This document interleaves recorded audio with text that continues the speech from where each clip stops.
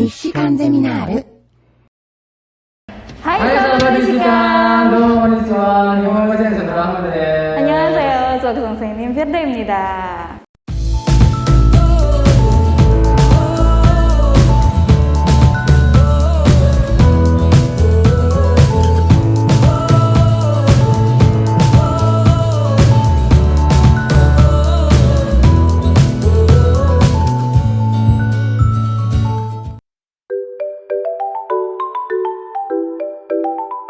Oke, di video kali ini kita akan membahas tentang kesan dan pengalaman kami berdua dalam mempelajari bahasa asing sejauh ini. Tapi sebelumnya kami nggak sendirian, nggak cuma berdua ya. Di belakang sana ada staf pendidikan yang lain. Halo. Nanti juga akan ada sesi tanya jawab yang sudah dirangkum oleh tim kreatif. Tim kreatif. Terus ada mas-mas kameramen, halo mas kameramen, terus ada lighting juga, dan ini wardrobe juga. Ala-ala pembaca berita gitu. Iya, dalam bawa berita gitu. Oke. Nah, ngomongin tentang bahasa asing gitu ya. Kalau kita sendiri, kapan mulai berkenalan dan belajar bahasa asing? Bahasa asing pertama yang aku pelajari sih dulu bahasa Inggris ya, waktu SD kelas 3 lebih tepatnya. Dan itu pelajaran wajib di sekolah, jadi mau nggak mau harus bisa gitu.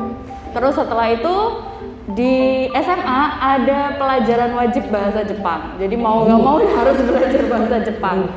Terus pas SMP kalau nggak salah tuh mulai kenalan sama K-pop, belajar otodidak bahasa Korea.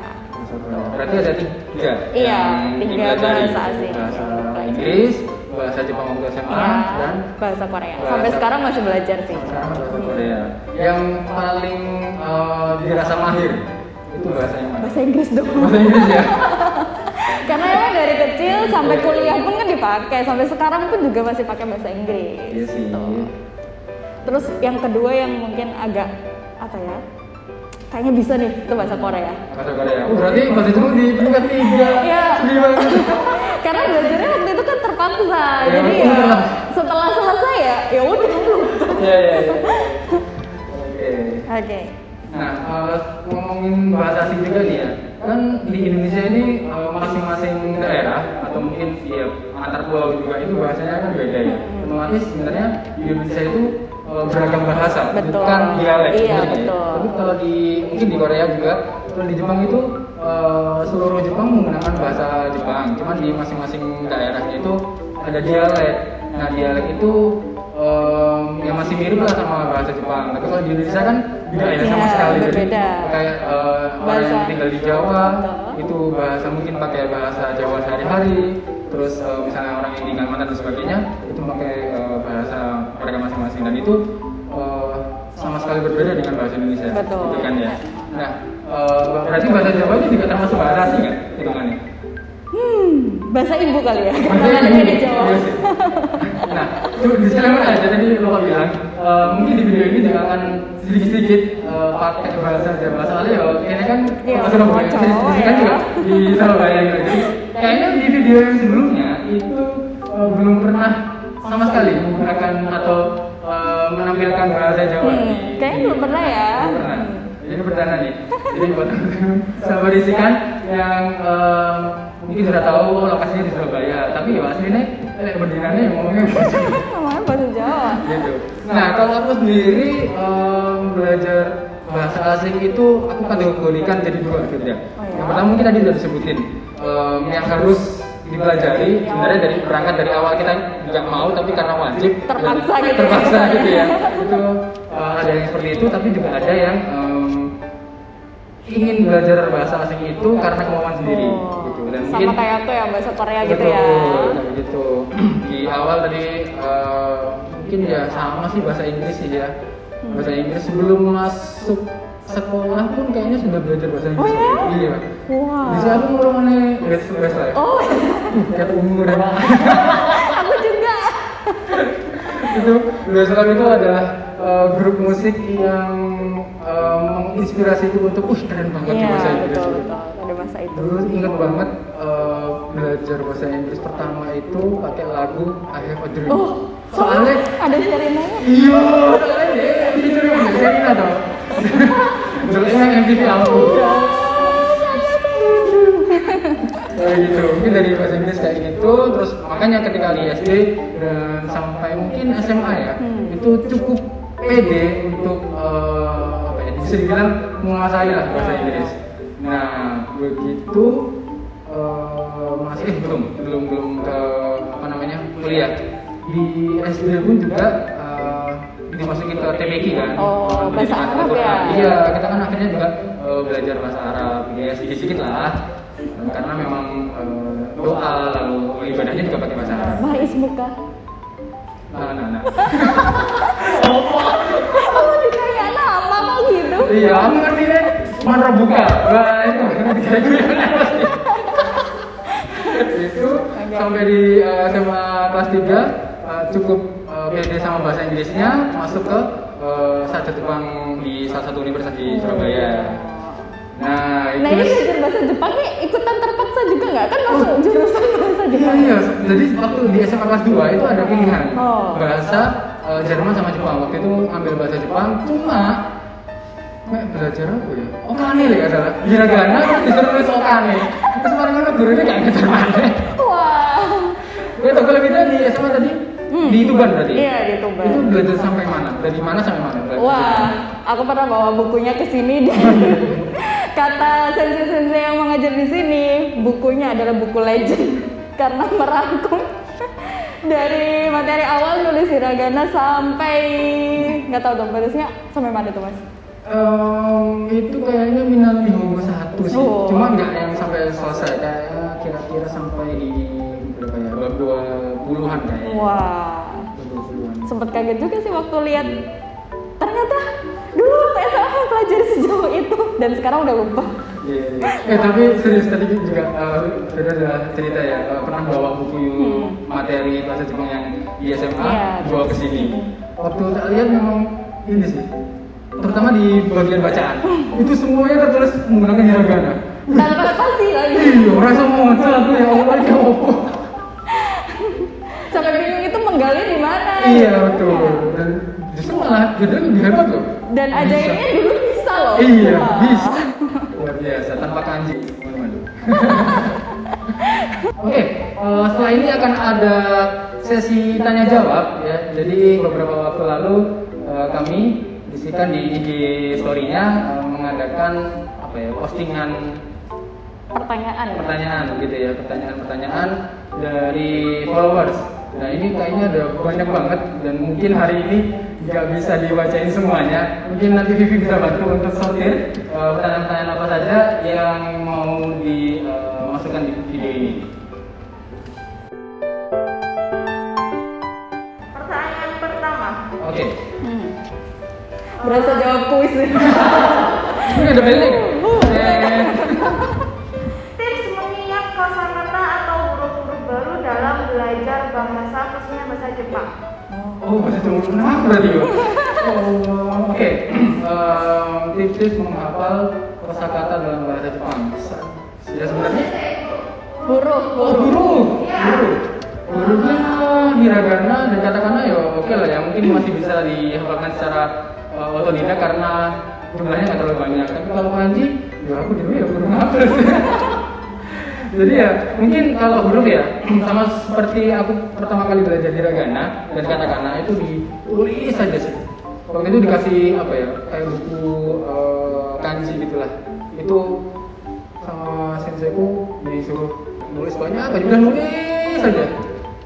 Hampir sama sih ya, waktu aku dulu SMA kan juga sempat belajar bahasa Jepang. Itu ketika menghafalkan huruf-huruf hiragana, katakana tuh lebih sering ditulis berkali-kali, akhirnya nanti hafal sendiri kok. Hal pertama yang harus dilakukan sebelum memulai belajar bahasa. Wah. Niat Bener sih, tapi kalau mau belajar bahasa tuh biasanya dimulai dari suka dulu. Kalau sudah suka itu pasti kita akan ngulik apa sih?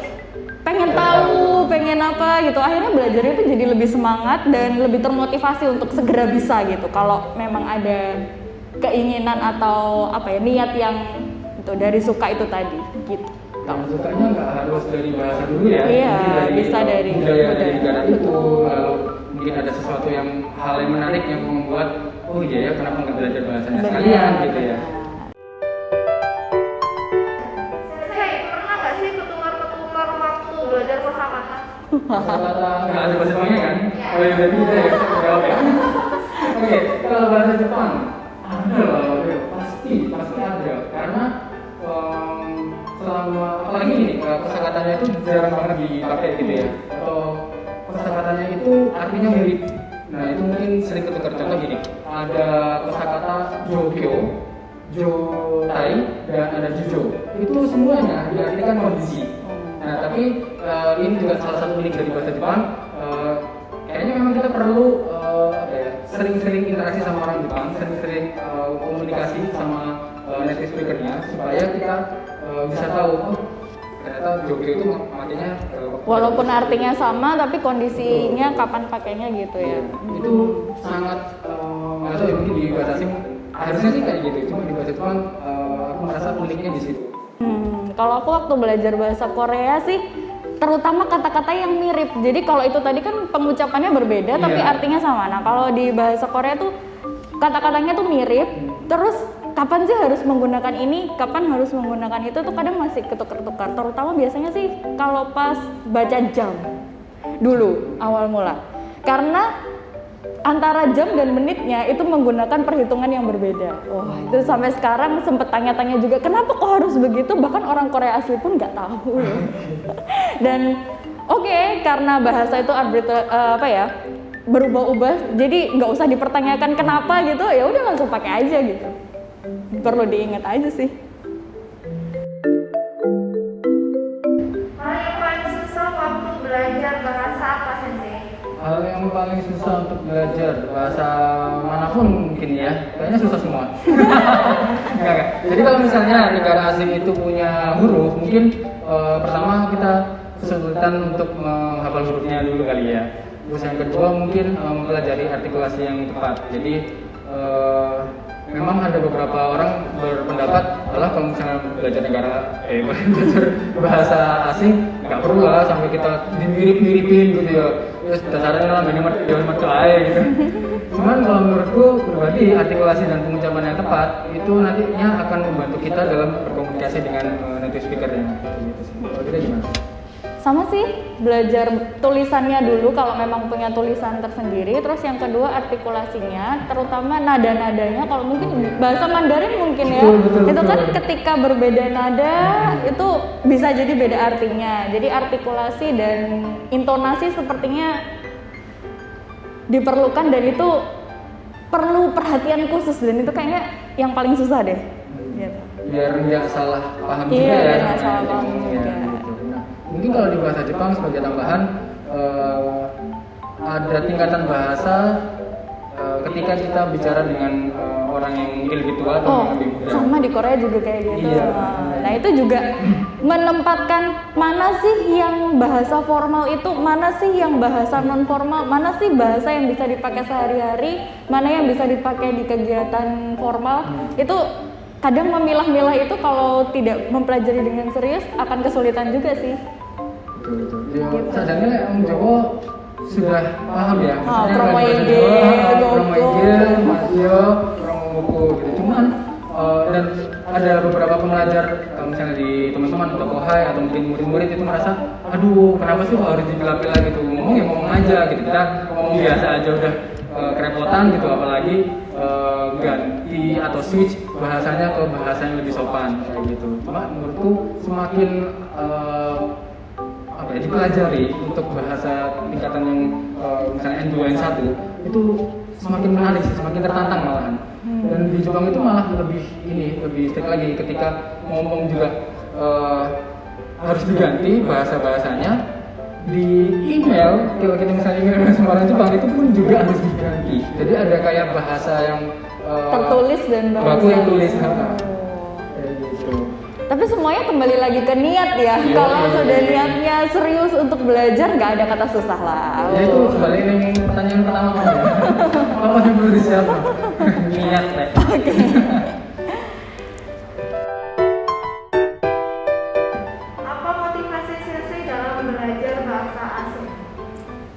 Karena Dari aku dulu ya. Kalau yang tadi bahasa Inggris sama bahasa Jepang nggak ada motivasinya karena terpaksa. Sementara kalau belajar bahasa Korea dulu awal mula itu karena pengen ngerti idol K-pop yang aku suka itu ngomong apa sih gitu tanpa nunggu subtitle gitu. Terus setelah makin lama berniat untuk kuliah ke sana, akhirnya serius belajar yang dari buku gitu. Kalau yang dulu kan belajar otodidak yang dari video-video, dari internet kayak gitu. Terus ketika sudah berniat untuk mau sekolah di sana, akhirnya belajar lebih serius, pakai yang dari buku, terus kenalan sama orang asli sana, tanya-tanya yang kayak gitu deh. Ya kalau sekarang ditanya kan belum khatam juga ya untuk belajar bahasa Jepang ya, masih terus belajar ya. Belajar supaya ya nggak tumpul lah.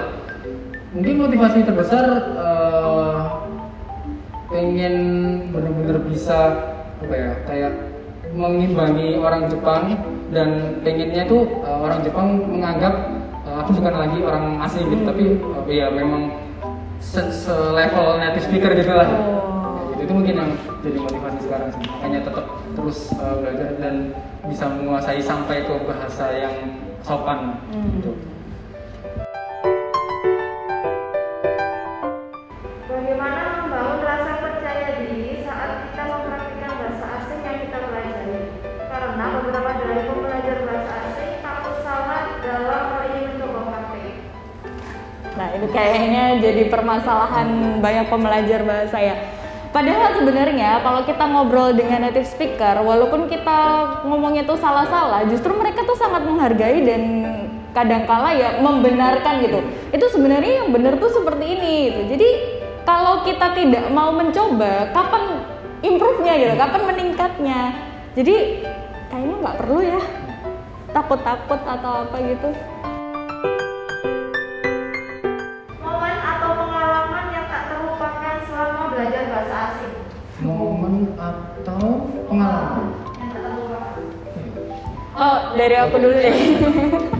Waktu pertama kali kenalan sama orang asli Korea. Nah, itu orangnya juga tertarik belajar bahasa Indonesia ketika tahu aku dari Indonesia. Nah, dia mencoba mengatakan kata-kata pakai bahasa Indonesia tapi kayaknya Google Translate gitu. Nah itu artinya bikin ketawa aja gitu. Ketika misalnya miat saringayo gitu. Kalau miat itu artinya berapa, saringayo, sal itu maksudnya umur berapa gitu. Sebenarnya mau tanya umur berapa, tapi karena dia mungkin ngetiknya tanpa spasi, akhirnya Google-nya itu miat sarin. Sementara sarin itu artinya pembunuhan. Jadi dia tanyanya berapa banyak pembunuhan. Itu sangat lucu banget. Dan ketika aku juga membaca tulisannya dia bilang nahonja sarayo gitu. Sebenarnya artinya saya tinggal sendiri. Tapi gara-gara tanpa spasi, saya bacanya nahon jasal. Jasal itu artinya juga bunuh diri. Jadi artinya, hah kok mau bunuh diri gitu. Pas awal-awal pertama kali baru tahu gitu, chat secara langsung dengan orang Korea asli. Kayaknya itu nggak bakal terlupakan deh. Kalau pada proses belajarnya mungkin waktu di Jepang kali ya. Pas selesai kuliah itu persis di jam selesainya anak-anak SMA Kansai juga. Waktu itu kan di Kansai University. Jadi satu kereta dengan anak-anak SMA Kansai. Terus ya biasa lah namanya masih anak SMA, rame aja di kereta. Biasanya orang Osaka juga memang rame sih di Osaka di kereta. Cuma ya nggak tahu ya itu ketambahan lagi mungkin masih remaja gitu. Jadi wes asik sendiri sama teman-temannya segerombol gitu kan, terus guyon-guyon. Akhirnya sempet apa ya bercandanya itu kelewat batas gitu sampai dorong-dorongan. Akhirnya kena ke temanku yang berangkat ke sana sama-sama itu. Udah sampai nabrak itu kan, akhirnya kan mengganggu kenyamanan. Akhirnya tak tegur waktu itu. Bayangin, orang asik orang Surabaya nyeneni area SMA Jepang. Itu sih. Ya alhamdulillahnya terpakai. Mungkin teman-teman juga banyak yang nonton Cross Zero terus susuran gitu ya. Ya itulah. Anjir. Ilmu dari situ tak terangin waktu di kejadian itu. Oh. Iya.